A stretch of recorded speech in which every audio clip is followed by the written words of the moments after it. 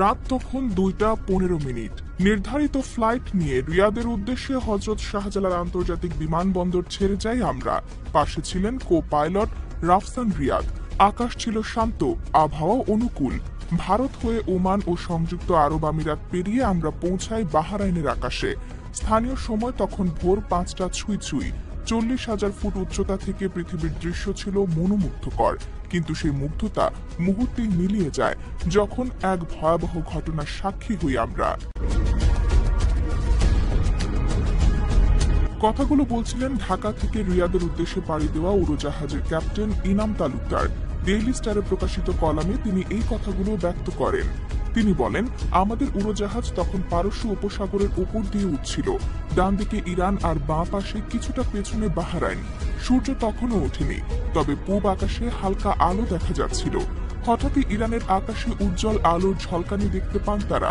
প্রথমে ধারণা করেছিলেন কোনো সামরিক মহড়া চলছে, কিন্তু কয়েক সেকেন্ডের মধ্যেই সারি সারি ক্ষেপণাস্ত্র আকাশে উঠতে দেখেন, যেগুলো পশ্চিম দিকেই ছুটছিল, দ্রুত গতিতে অনেকগুলো।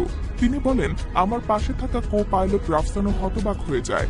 আমরা দ্রুত ফ্লাইট রুট পরিবর্তনের কাজ শুরু করি। মাথায় তখন কেবল একটাই চিন্তা, যদি একটি ক্ষেপণাস্ত্র দিক পাল্টে আমাদের দিকে আসে, ভাবতেই শির দ্বারা দিয়ে ঠান্ডা স্রোত বয়ে যায়। ঝুঁকিপূর্ণ পরিস্থিতির মধ্যে কাজ করার অভিজ্ঞতা থাকলেও ইনাম তালুকদার জানান, এমন অভিজ্ঞতা আগে কখনো হয়নি।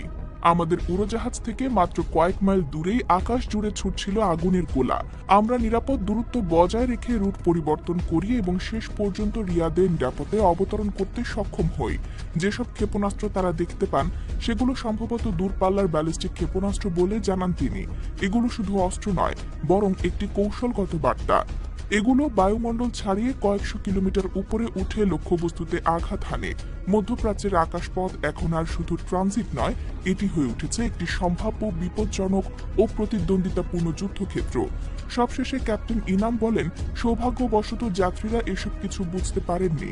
আমরা নিরাপদে অবতরণ করলেও এখনো একটি প্রশ্ন মাথায় ঘুরপাক খায়, যে আকাশে আমরা উড়ি সেটি আদৌ কতটা নিরাপদ।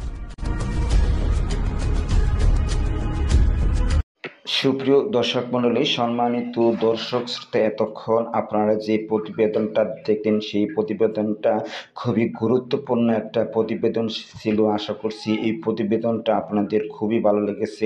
প্রতিবেদনটি হলো, বাংলাদেশ এয়ারলাইন্স একটি বিমান রিয়াদের উদ্দেশ্যে যাত্রাপথে ইরানের মিসাইল ছোড়া থেকে অল্পের জন্য রক্ষা পেল বাংলাদেশ এয়ারলাইন্সের একটি বিমান।